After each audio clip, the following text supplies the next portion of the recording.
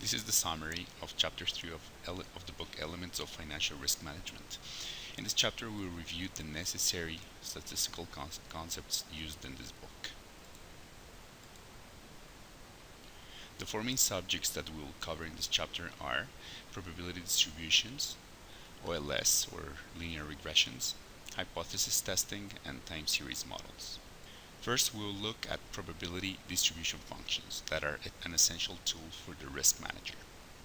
The cumulative distribution function tells you the probability of x being lower than a, and it's defined as with capital F of a. The probability density is the derivative of the cumulative probability distribution. Evaluating the integral of the density function from minus infinity to a is the same than evaluating the cumulative probability on a. To find the probability that lies between a and b, you can either compute the integral of f of x between a and b, or you can subtract capital F of a minus capital F of b. The normal distribution is the main distribution used in risk management. The density function is a function of the mean and the standard deviation.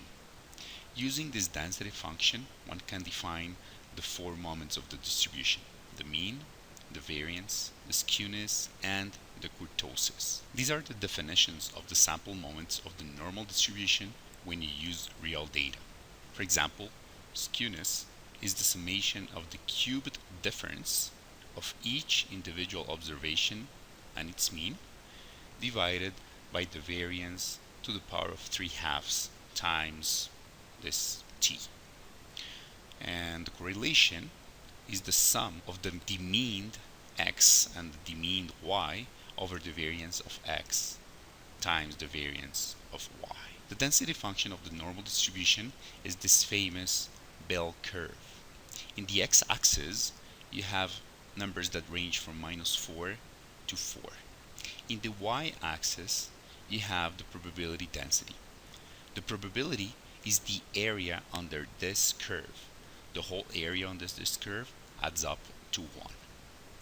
Now the cumulative distribution function maps x's to the probability of an event occurring. So for example, when x equals 0, the probability that x lies below 0 is 50%. These are some examples of normal distributions with different means and standard deviations. The main message in this case is that when we increase the variance, so here we have a variance of 0.2 in the blue line, and we increase it to 1 in the red line, the data is further away from the mean, that in this case it's 0. These graphs give you an intuition of this bell curve of the normal distribution. So for example, about 68% of the data lie between -1 standard deviation and +1 standard deviation from the mean. So 68% of data is this blue area. Then 95% of the data lies between -2 standard deviations and +2, and about like 99, like pretty much 100% is between -3 and 3 standard deviations. You can compute this area by using the difference of the cumulative distribution functions at two different values, for example a and b. The t-student distribution is similar to the normal distribution, and it depends only on one parameter, the degrees of freedom, this v. When degrees of freedom are equal to infinity, the t-distribution is exactly the same thing than the normal distribution, with 0 mean and standard deviation of 1. As we decrease the degrees of freedom, in this case 5, 2, and 1, the t-distribution has fat tails. So the tails become fatter and fatter as you decrease the degrees of freedom. Because of the fat tails, the t-distribution is useful to risk managers to model equity returns that are fat-tailed. The uniform distribution is a distribution that has a constant probability. We defined the uniform distribution between two values, a and b. When you sample random numbers, for example, between 0 and 1, they are uniformly distributed since each number has the same probability of occurring. The chi-square distribution is used in statistics for hypothesis testing. Many statistics are chi-square distributed. The chi-square depends on one parameter, the degrees of freedom. So degrees of freedom start at 1, then they can go to 5, 10, 20. They can go as high as you want. The chi-square only takes positive values. So here you see in the x-axis for 5 degrees of freedom, the values range from 0 up to 20, and this distribution shows some positive skewness. The linear regression models the relationship between a variable y and one or more dependent explanatory variables denoted by x. You might recognize the estimate of b. It's the basic beta, that is the covariance of x and y over the variance of x. Linear models are fitted using the least squares approach by minimizing, so in this case we're minimizing, the error squared term, defined this way. In this table we have 4 different data series. The statistics of each of these data series are exactly the same. So the mean is the same, standard deviation, the correlation, and the coefficients of the linear regression between x and y are the same. Even though the data sets are different, we don't see any differences among the series when we looked at the statistics. However, when we plot the 4 series, we can clearly see that they are different. Panel 1 shows a true linear relation, while panel 3 and panel 4 have outliers that bias the results. So the main lesson here is a picture is worth a million words. To test for a regressor significance, we use the t-statistic. The t-statistic is used to test the significance of beta in this linear regression. If we want to test whether beta coefficient is equal to some beta 0, we compute the t-statistic as the difference between the estimated beta minus beta 0 divided by the standard error of beta. If the absolute value of the t-statistic is greater than 2, we conclude that the estimated beta is not equal to beta 0. Another way to put it is that the difference between the estimated beta and beta 0 is greater than 2 standard deviations. Hence, the two values are different. To test if the autocorrelation of a data series is different from 0, you use the lunchbox test. In this test, you test if the autocorrelations up to a certain lag m, that can be equal, let's say, to 20, is jointly different from 0.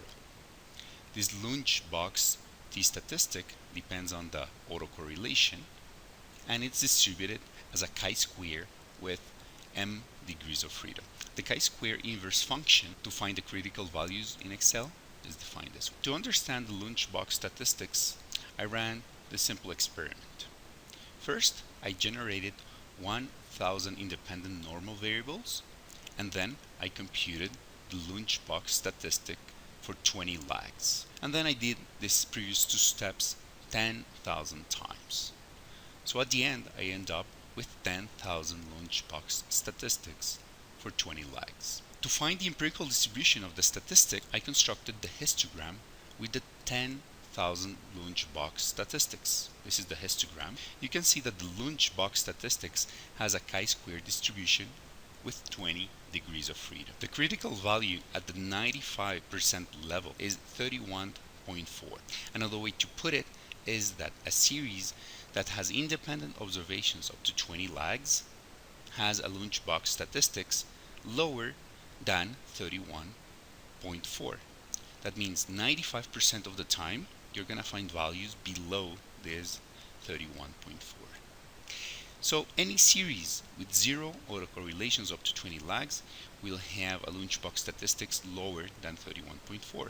If it's higher, then you reject that the joint autocorrelation is 0 up to 20 lags with a 95% confidence. Another regressive model is a model where the output variable depends linearly on its own previous values.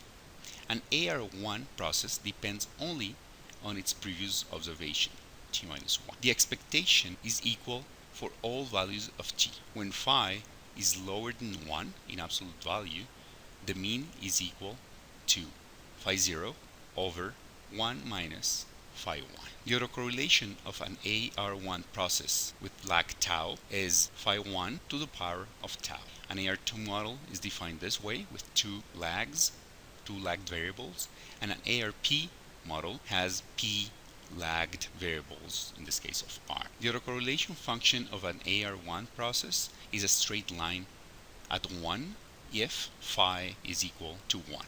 As phi decreases, the autocorrelation function decays faster and faster and faster. The moving average model is a model where the output variable depends on white noise error terms. The error terms are independent and typically normally distributed. An MA1 process depends only on one lagged error. The autocorrelation beyond one lag is equal to 0. An MAQ model depends on lagged Q errors. The MA model must be estimated with numerical optimization of the likelihood function, given that the error term is not known. Each error term is normally distributed. Since the error terms are independent, the joint distribution of the errors is the multiplication of the density function of each one of the errors. By changing the parameters theta 0, theta 1, and sigma squared of the error, you're going to maximize this joint probability of these errors being normally distributed. An ARMA 1-1 model is the combination of an AR1 model and an MA1 model. ARMA models have non-zero autocorrelation for many lags. An ARMA PQ model uses P lags of the variable and Q lags of the error. To summarize, the probability distributions are the scientific foundation to quantify risk. Hypothesis testing will allow you to support your conclusions. Linear regressions and time series allow you to understand and model the world we live in. This concludes chapter 3. Thank you very much for watching.